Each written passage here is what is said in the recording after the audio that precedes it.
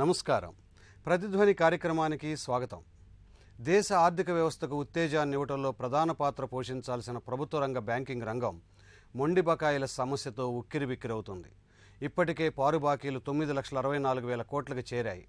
2-3 ఏళ్లుగా మొండి బాకీల సమస్యను తగ్గించేందుకు బ్యాంకింగ్ వ్యవస్థ తీవ్రంగా కృషి చేస్తున్నా ఫలితం కనిపించటం లేదు. ఈ పరిస్థితుల్లో రుణాలను వసూలు చేసేందుకు బ్యాంక్స్ బోర్డు బ్యూరో అధినేత వినోద్ రాయ్ మార్గసూచీని రూపొందించారు. దీనిపై కేంద్ర ఆర్థిక శాఖ మంత్రి అరుణ్ జైట్లీకి లేఖ కూడా రాశారు.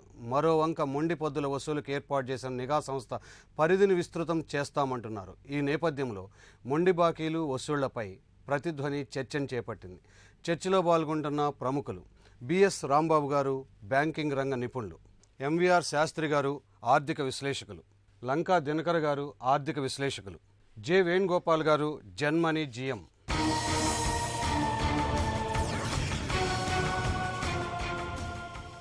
రాంబాబు గారు, డిసెంబర్ ముగింపు నాటికి ప్రభుత్వ రంగ బ్యాంకుల మొండి బకాయిలు 9 లక్షల కోట్ల పైగా ఉంది.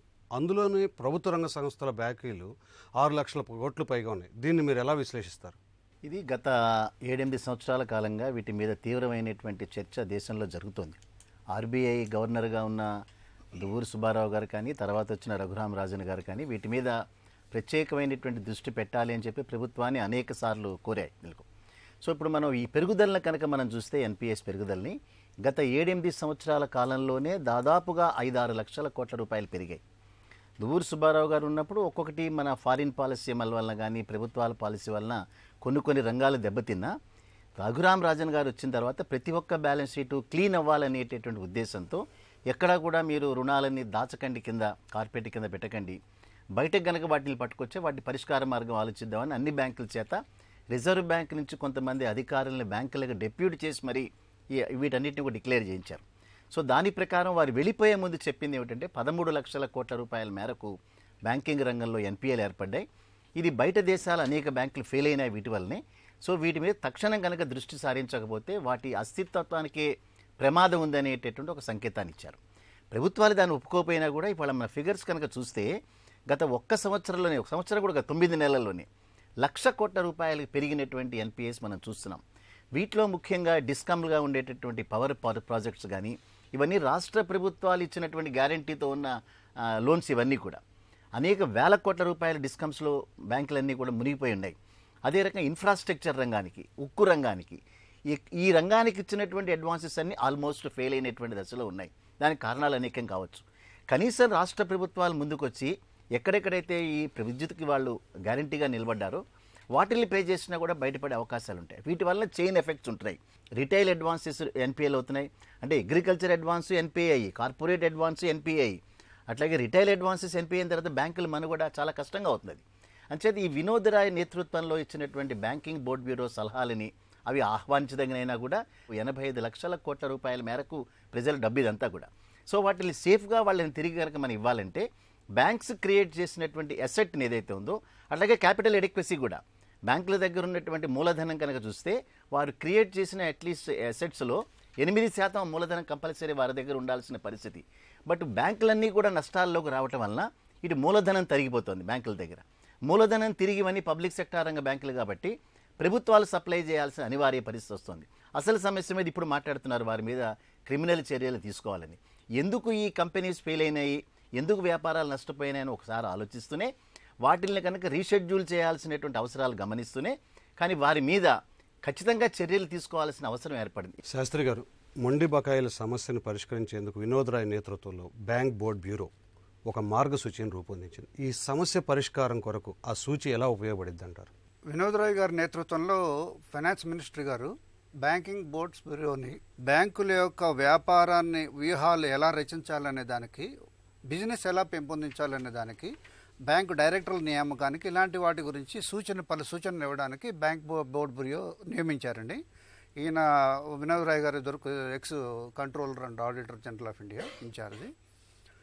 ఆయన నేతృత్వంలో ఈయన పలు సూచనలు కేంద్రానికి సమర్పించడం జరిగింది. దాంట్లో ప్రధానంగా ఈ నాన్ పర్ఫార్మింగ్ అసెట్స్ అయితే ఏమన్నా ఉన్నాయో దాదాపు 10 లక్షల కోట్ల పైన స్ట్రెస్డ్ అసెట్స్లో లాక్ అయిపోయిన కారణంగా అది ఎకానమీ ప్రగతికి కానీ జీడిపి గ్రోత్ రేట్ కానీ చాలా ఎఫెక్ట్ ఇస్తుంది. అది కాకుండా ప్రైవేట్ పబ్లిక్ ఇన్వెస్ట్మెంట్స్ కూడా ఇది ఒక విధంగా అడ్డు తగులుతోందనే ఉద్దేశంతో ఆయన సూచించిన విధానాలు ఏంటంటే, చాలా స్లోగా ఉంది progress recovery, non performing assets recovery చాలా స్లోగా ఉంది కాబట్టి 3 రకాలైన సూచనలు ప్రధానంగా ఆయన చేశారండి. వాటిల్లో ఏంటంటే, ఈ ఫైనాన్స్ మినిస్టర్ గారే రిజర్వ్ బ్యాంక్ ఆఫ్ ఇండియా ఆధ్వర్యంలో నిఘా సంఘాన్ని దాన్ని నియమించారనమాట. ఆ నిఘా సంఘం ఏంటంటే, పలు బ్యాంకులకి నుంచి వచ్చిన స్పెసిఫిక్ ప్రపోజల్స్ని అవి క్రోడీకరించి ఏ విధంగా మనం వీటిని కనుక రీస్ట్రక్చరింగ్ చేయడం కానీ, ప్రధానంగా ఉన్న మార్గాల్లోనే రిజర్వ్ బ్యాంక్ కానీ ఫైనాన్స్ మినిస్ట్రీ కానీ ఇచ్చిన మార్గాలు ఏంటంటే, one time settlement programme, corporate debt restructuring, strategic debt restructuring, లేకపోతే ఈ ఆక్షన్ ఆఫ్ సర్ఫేస్ యాక్ట్ కింద సేల్ ఆఫ్ అసెట్స్ కానీ ఆక్షన్ ఆఫ్ అసెట్స్ కానీ చేయడం, ఇలాంటి పలు రకాలైన మార్గాలను ఎంచుకుని ఏ విధంగా మనం తొందరగా ఈ నాన్ పెర్ఫార్మింగ్ అసెట్స్ని రికవరీ చేయొచ్చు అనే దాన్ని నిఘా సంఘం దాని పరిధిని విస్తరించినట్టయితే అన్ని బ్యాంకులని జాగ్రత్తగా వాళ్ళతో సమన్వయపరిచి చేసుకుంటే కనుక ఎంత తొందరగా మనం చేసుకోవచ్చు అనేది.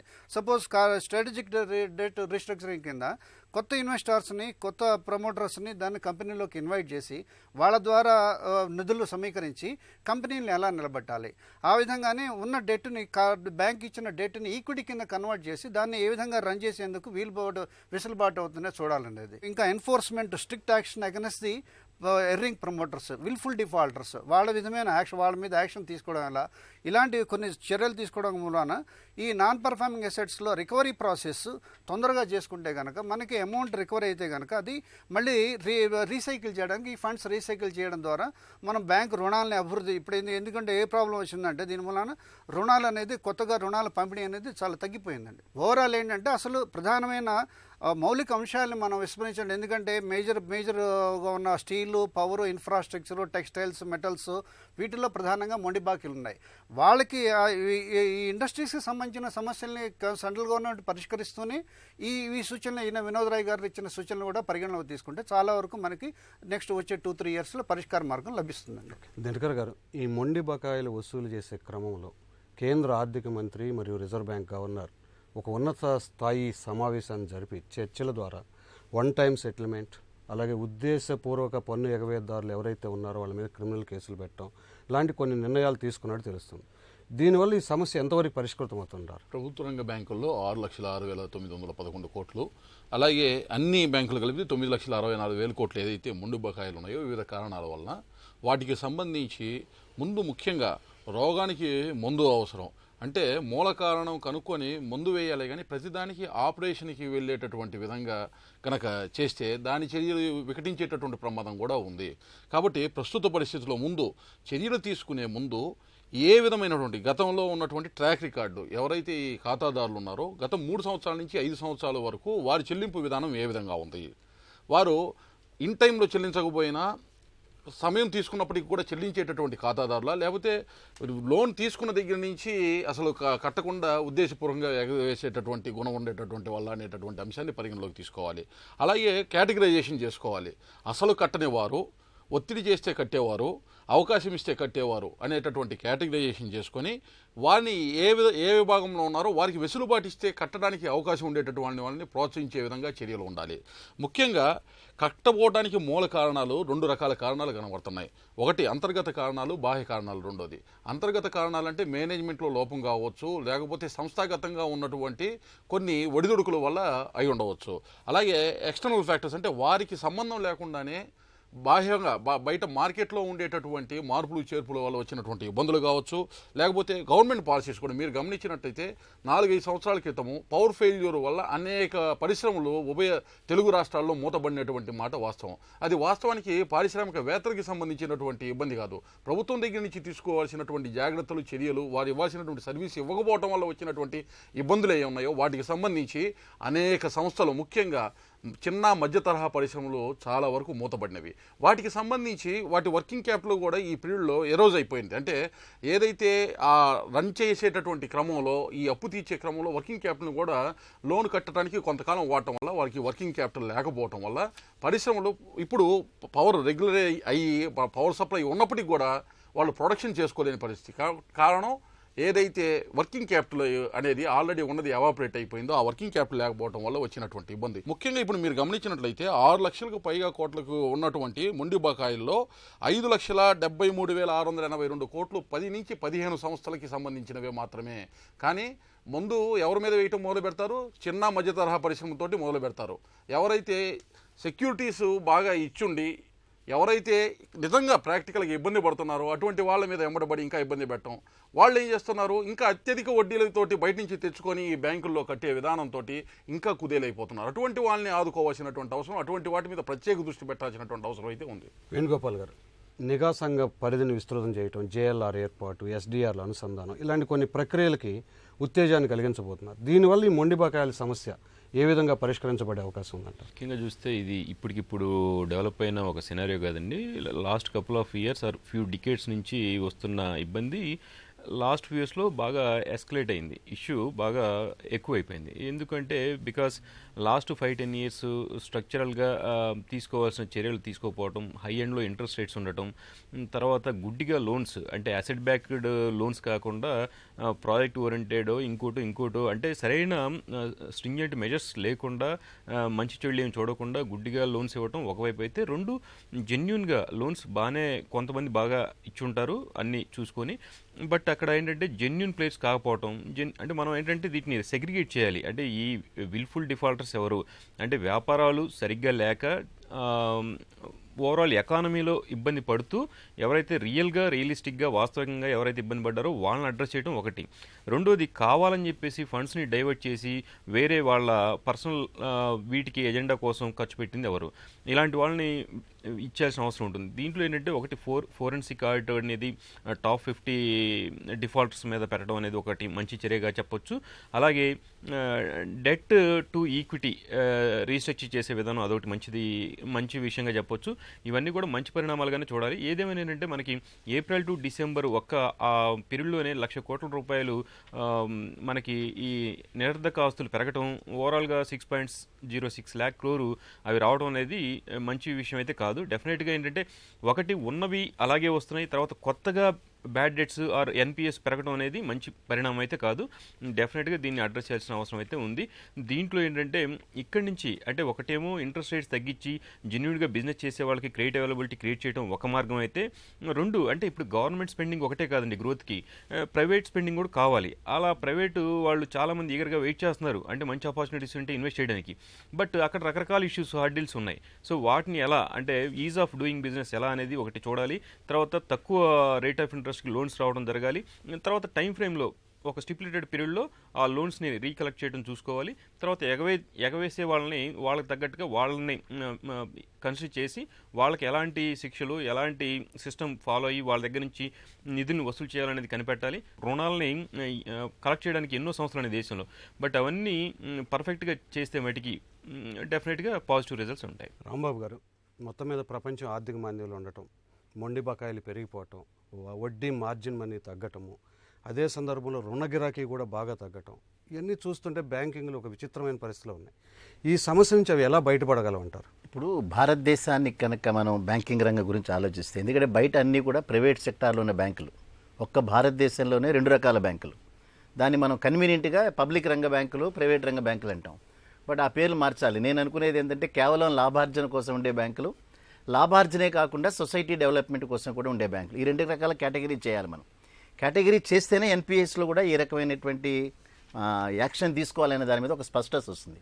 ప్రతి ఒక్క బ్యాంకులు ఇప్పటిదాకా ఇచ్చినటువంటి అడ్వాన్సెస్లో అయినటువంటి ఎన్పిఏలు దాన్ని ఒక రకంగా డీల్ చేయాలి. రాబోయేటటువంటి రోజుల్లో బ్యాంకింగ్ రంగాన్ని ఎట్లా నిలబెట్టుకోవాలి దాన్ని ఒక రకంగా డీల్ చేయాలి మనం. సో ఇప్పటిదాకా మీరు అన్నట్టు ఈ క్రెడిట్ ట్యాకర్స్ లేకపోవడం అనేది ఇది స్వల్పకాలికంగా డిమానిటైజేషన్ అయిన తర్వాత రికవరీ ప్రాసెస్ మీద కాన్సన్ట్రేట్ చేయాల్సిన బ్యాంకులు చేయలేకపోవటం అంచేత కొంతవరకు రికవరీ తక్కువ పడింది. అట్లాగే నగదు కొరత తక్కువ ఉంది కాబట్టి టేకర్స్ కూడా ఎక్కడ లేరు. గత 3-4 నెలలుగా రుణాలు తీసుకునే వాళ్ళ సంఖ్య కూడా తక్కువగానే ఉంది. బట్ ఆల్రెడీ ఏర్పడినటువంటి వాటిలో మనం చూస్తే ప్రతి ఒక్క బ్యాంకు దగ్గర మొట్టమొదటి టాప్ 100 డిఫాల్టర్స్ లెక్కలోకి తీసుకుని వాళ్ళు ఇచ్చినటువంటి సెక్యూరిటీస్ని న్యాయ వ్యవస్థ పరంగా ఈజీగా రియలైజబుల్ అయ్యేటటువంటి ఒక వ్యవస్థని తీసుకురావాలి. సుప్రీంకోర్టు రిజర్వ్ బ్యాంక్ ఆఫ్ ఇండియాని అడిగింది. ఎప్పుడో 10 సంవత్సరాల క్రితం ఒక పిఐఎల్ అక్కడ శాంతిభూషణ్ గారు ఫైల్ చేసిన తర్వాత వారు అడిగింది చాలా చిన్నదే. 500 కోట్ల రూపాయలకు పైబడినటువంటి వ్యక్తుల వివరాలు ఇమ్మని అడిగారు. దానికి ఆర్బీఐ చెప్పింది ఏమిటంటే 94 సంవత్సరంలో ఉన్న చట్ట ప్రకారం వాళ్ళ పేర్లు ఇవ్వడానికి కుదరదన్నారు. దానికి వాళ్ళు సీరియస్గా అని చెప్పారు. ఎందుకు కుదరదు? 500 కోట్ల రూపాయలు పైబడి వీళ్ళు విల్ఫుల్ డిఫాల్టర్స్గా ఉన్నారు కదా అని. సో ప్రస్తుతం ఆ చట్టాన్ని మార్చాలి. మార్చి ఎవరెవరైతే డిఫాల్టర్స్గా ఉన్నారో పీరియాడికల్గా వారి పేర్లు ఫోటోలు పేపర్లలో కనుక ప్రచురించిన రోజున కొంత భయం ఏర్పడేటటువంటి అవకాశాలు ఉంటాయి. ఇండస్ట్రీ సిక్ అవుతున్నాయి, ఇండస్ట్రియలిస్టులు అందరూ హెల్దీగా ఉంటున్నారు. ఈ రెండింటికి మనం కంపేర్ చేయాల్సినటువంటి అవసరాలు ఉంటాయి. సో భారతదేశంలో బ్యాంకింగ్ రంగం భవిష్యత్తులో చిన్న వ్యక్తులకి సహాయకారిగా ఉండి ఎవరైతే నిజంగా కంట్రీస్ ఎకానమీకి తోడ్పడేటటువంటి వాళ్ళు ఉంటారో, వాళ్ళంతా వాళ్ళు కాళ్ళ మీద నిలబడగలిగి ఉంటారో వాళ్ళకి సహాయం చేయాలంటే ఈ ఎన్పిఎస్ మీద ఖచ్చితంగా మనం ఒక నిర్దిష్టమైనటువంటి ప్రణాళిక తీసుకుని రావాలి. శాస్త్రి గారు, మొన్న కేంద్ర ఆర్థిక సర్వేలో ప్రభుత్వ రంగ ఆస్తుల పునరావాస సంస్థను ఏర్పాటు చేసి ఈ ప్రభుత్వ రంగ సంస్థల బకాయిలు ఏవైతే ఉన్నాయో దానికి బదలాయించినట్టుగా ఆర్థిక మంత్రి ప్రకటించారు. ఈ విధమైన చర్య బ్యాంకింగ్ రంగానికి ఎలాంటి తోడ్పాటునిస్తుందంటారు? Public sector asset rehabilitation agency, ప్రభుత్వ రంగ సంస్థల పునరావాస సంస్థ అనేది యాక్చువల్గా బడ్జెట్ ముందు రోజు ఎకనామిక్ సర్వేలో అరవింద్ సుబ్రహ్మణ్యం గారు ప్రవేశపెట్టారండి ఈ ఆలోచనని, ఈ కాన్సెప్ట్ని. ఇది చేయడంలో ఇదివరకు యాక్చువల్గా ఈ deputy governor of reserve bank of India Acharya గారని బ్యాడ్ బ్యాంక్ ప్రపోజల్ అని ఒకటి తీసుకొచ్చారు. దానికి ఎప్పటి నుంచో ఒక సంవత్సరం 2 సంవత్సరాల నుంచి చర్చలు జరుగుతున్నాయి. దానికి రూపాంతరం ఈ పిఏఆర్ఏ అండి, public asset sector asset rehabilitation agency అనేది. దీనికి రూపకల్పన చేయడానికి ప్రధాన కారణం ఏంటంటే, ఇందాక మనం చెప్పినట్టుగా ఈ 10 లక్షల కోట్ల నిరర్ధక ఆస్తుల్లో స్ట్రెస్ రిజల్ట్స్లో major sector steel, power, infrastructure, roads, then textiles, metals. Because of internal factors కానివ్వండి, ఎక్స్టర్నల్ ఫ్యాక్టర్స్ కానివ్వండి, వీటిలో నిరర్ధక ఆస్తులు మోర్ దాన్ 75% ఉన్నాయండి. బ్యాడ్ లోన్స్ని ఐడెంటిఫై చేసి ఆ లోన్స్ని ఈ సంస్థకి ట్రాన్స్ఫర్ చేయడం ద్వారా బ్యాంకుల మీద యొక్క ఉన్న స్ట్రెస్ లేకపోతే వాటి మీద ఉన్న ఆ ప్రెషర్ అనేది తగ్గి వాళ్ళు ఒరిజినల్ బ్యాంకింగ్ బిజినెస్ చేసుకోవడానికి వాళ్ళకి టైం వెసులుబాటు కలుగుతుంది అనేది ఒకటి ప్రధాన అంశం. రెండోది, ఈ వెక్సేషియస్ ఎసెట్స్ ట్రాన్స్ఫర్ చేయడం, బ్యాడ్ లోన్స్ ట్రాన్స్ఫర్ చేయడం మూలాన ఈ సంస్థ యొక్క ప్రధాన ఉద్దేశం ఏంటంటే ఫాస్ట్గా రికవర్ చేసుకోవడానికి వాటి మీదే కాన్సన్ట్రేట్ చేసి ఆ నిరర్ధక ఆస్తుల నుంచి ఎంత తొందరగా మనం మనీ రికవర్ చేసుకోవడం అనేది ఒక ప్రధాన అంశం ఉండే. దీనికి ఫండ్స్ ఎలా వస్తాయంటే వాళ్ళు 3 రకాలుగా వర్గీకరించింది ఏంటంటే, పబ్లిక్ బాండ్స్ని మనం గవర్నమెంట్ బాండ్స్ని ఇష్యూ చేయడం ద్వారా, క్యాపిటల్ మార్కెట్ నుంచి ఫండ్స్ రేస్ చేయడం ద్వారా, లేదా రిజర్వ్ బ్యాంక్ ఆఫ్ ఇండియా దీనికి ఈ సంస్థకి ఫండ్స్ని ప్రొవైడ్ చేస్తుంది. ఈ 3 రకాలుగా ద్వారా ఫండ్స్ రేస్ చేసుకుని వాటి ద్వారా నిరర్ధక ఆస్తులను వాళ్ళు బ్యాంకుల నుంచి పర్చేస్ చేస్తారండి. ఉన్న 15% ఆఫ్ టోటల్ లోన్స్లో 15% ఆఫ్ ద టోటల్ అడ్వాన్సెస్లో మొత్తం అంతా నిరర్ధక ఆస్తుల్లో 10 లక్షల కోట్ల పైగా పోవడం వలన మన జీడిపి గ్రోత్ రేట్ తగ్గిపోతుంది, పబ్లిక్ ప్రైవేట్ ఇన్వెస్ట్మెంట్స్ తగ్గిపోతున్నాయి. బ్యాంకింగ్ రంగంలో కూడా వాళ్ళు ప్రధానంగా కొత్త లోన్స్ ఇవ్వడానికి వెనుకాడుతున్నారు వాళ్ళు. ఎందుకంటే ఫండ్స్ వెసులుబాటు లేకపోవడంతో డిపాజిటర్స్ యొక్క ఒక క్రెడిబిలిటీని, దాని మీద బ్యాంకుల మీద క్రెడిబిలిటీని దెబ్బతీస్తుంది అనమాట. ఈ సంస్థ యొక్క ప్రధాన ఉద్దేశం ఏంటంటే వన్ టైం సెటిల్మెంట్స్లో కానీ లేకపోతే ఈ joint lender forum of the banks మొత్తం వీటిని క్రోడీకరించి కానీ తొందరగా మనం మనీని రికవర్ చేసుకోవడానికి పేరా సంస్థ ఉపయోగపడుతుంది. కాకపోతే ఈ పేరా సంస్థ మీద రఘురామ్ రాజన్ అంటారు వారే ఒక అభిప్రాయాన్ని వ్యక్తం చేశారు. ఒకవేళ ఇది ఒక స్టేజ్ నుంచి ఇంకో స్టేజ్ రుణాలు ట్రాన్స్ఫర్ అవుతాయి కానీ మనకు పర్పస్ ఎంతవరకు సర్వ్ అవుతుందని అది మనం జాగ్రత్తగా చూసుకోవాలి. దినకర్ గారు, పటిష్టమైన చట్టాలు ఉన్నాయి, రుణ వసూలు ట్రిబ్యునల్ ఉన్నాయి, అయినా కానీ ఈ మొండి బాకీలు పెరుగుతూనే వస్తున్నాయి. బ్యాంకింగ్ రెగ్యులేషన్ యాక్ట్ ప్రకారం standard, sub standard, doubtful loss of asset మనము ఎప్పుడైనా ప్రొవిజన్ ఏర్పాటు చేసుకున్నప్పుడు మొండి బకాయిలకి ఈ కేటగిరీలో ఉంది మనం ఇచ్చినటువంటి అడ్వాన్స్ అని దాన్ని బేస్ చేసుకుని ఆ రుణానికి సంబంధించి రాణి బాకీల కింద మనం ప్రొవిజన్ ఏర్పాటు చేసుకుంటాం. సరే, చట్టాలు ఉన్నాయి, ఇప్పటికే చట్టాలు కూడా వెసులుబాటు కల్పించేటటువంటి విధంగా కూడా వివిధ రకాల డెట్ రీస్ట్రక్చర్ అని కానీ అడిషనల్ ఫైనాన్స్ ఇవన్నీ కూడా ఆల్రెడీ ఉన్నాయి, రీఫైనాన్స్ చేయటం కానీ ఇవన్నీ ఉన్నాయి. ఉన్నప్పటికీ కూడా చట్టాలు ఉన్నాయి, ఫెసిలిటీస్ ఇవ్వడానికి అవకాశాలు ఉన్నప్పటికీ కూడా ఈ పరిస్థితి ఇప్పుడు ఉత్పన్నం కావడానికి గల కారణం ఏంటంటే సమన్వయం ప్రభుత్వం దగ్గర నుంచి ఆర్బీఐకి, ఆర్బీఐ నుంచి బ్యాంకులు, బ్యాంకుల నుంచి ఖాతాదారుల మధ్య ఉండేటటువంటి సమన్వయంలో స్పష్టమైనటువంటి తేడా కనబడుతుంది. ముఖ్యంగా ప్రభుత్వం కొన్ని సూచనలు చేసినా ఆర్బీఐ గత 4-5 సంవత్సరాలు మనం చూస్తాం, ఏ ప్రభుత్వం ఉన్నా కానీ ఎస్ఎంఈకి సంబంధించినటువంటి వాటి కనీసం వడ్డీ రేట్లు సడలింపు చేయాలి అన్నా కానీ ఆర్బీఐ వినే పరిస్థితి. ఒకవైపు ప్రపంచవ్యాప్తంగా ఉన్నటువంటి మందగమనాన్ని దృష్టిలో పెట్టుకొని ఇప్పటికే ఒత్తిడి ఎక్కువగా ఉన్నటువంటి క్రమంలో కొంత వెసులుబాటు ఇవ్వాలన్న ప్రయత్నం చేసినా కానీ ఆ రోజు ఆర్బీఐ అవకాశం ఇవ్వలేదు. ఇక్కడ బ్యాంకుల దగ్గరకు వచ్చేటప్పటికి ఏ విధంగా ఉందంటే, ఎవరైతే చిన్న మధ్య తరహా రుణాలు ఉన్నటువంటి వారిని వారి యొక్క సెక్యూరిటీ అడిక్వేట్గా ఉన్నప్పటికీ కూడా లాస్ ఆఫ్ అసెట్ అనేటటువంటి కాన్సెప్ట్లోకి వెళ్ళేటప్పుడు సెక్యూరిటీస్ మొత్తం కూడా ఎరోజ్ అయిపోయి దాన్ని దాటి లోన్ వెళ్ళిపోయినప్పుడు వచ్చేటటువంటి ఇబ్బంది ఉన్నప్పుడు చేసేటటువంటి కార్యక్రమాలు ముందు నుంచే చేయటము. ఇప్పటికే ఒత్తిడితో ఎదుర్కొంటున్నటువంటి సంస్థల మీద ఇటువంటి భారాలు వేస్తే ఏ విధంగా వాడు బయటపడగలడు అనేది కూడా చూసుకోవాలి. ఇప్పుడు ఉన్నటువంటి ప్రస్తుత పరిస్థితుల్లో క్రెడిట్ గ్యారంటీ స్కీమ్కి 2 crores కొత్త సంస్థలకు ఇస్తామని చెప్పి స్టార్టప్ కంపెనీస్ అనేటటువంటి వాటికన్నా కూడా రికవరీ కావటానికి వీలుగా ఉన్నటువంటి సంస్థలు ఏవైతే ఉన్నాయో వాటికి రీఫైనాన్స్ చేసి ఆదుకుంటే ఇమీడియట్గా జీడిపికి కూడా ఊతమిచ్చేటటువంటి అవకాశం ఉంది. ఒకవైపు దానికి డెట్ రీస్ట్రక్చరైజ్ చేస్తారా, లేకపోతే రీఫైనాన్స్ చేస్తారా, ఖాతాదారులకి సంబంధించి ఓపెన్గా మీకున్నటువంటి ఇబ్బందులు బహిర్గతపరచమని చెప్పాలి. చట్టపరమైన చర్యలు తీసుకునే దానికన్నా కూడా చట్టాలు ఇప్పటికే ఉన్నాయి. దానికి మించి వాస్తవ పరిస్థితులు మీవేంటనేది చెప్పి దాని నుంచి ఏ విధంగా బయటపడాలి అనేటటువంటి విధంగా చర్యలు తీసుకోవడానికి బ్యాంకులు ఉపక్రమిస్తే కొంతవరకు వెసులుబాటు వచ్చేటటువంటి అవకాశం ఉంది. వేణుగోపాల్ గారు, బ్యాంకులు సతమతమవుతున్న ఎన్పిఎల సమస్య నుంచి రక్షించి వాటిని పరిపుష్టం చేసేందుకు అటు కేంద్రము ఇటు ఆర్బీఐ ఎటువంటి చర్యలు తీసుకోవాలంటారు? అంటే ముఖ్యంగా 3 విషయాలండి. ఒకటి ఫ్లెక్సిబుల్ రీఫైనాన్సింగ్, రెండోది ఏంటంటే అసెట్ రీకన్స్ట్రక్షన్, మూడోది డెట్ రీస్ట్రక్చరింగ్, డెట్ నుంచి ఈక్విటీకి. ఈ 3 విషయాలను పరిగణలో తీసుకోవాలి. తర్వాత బ్యాంక్స్ ఏవైతే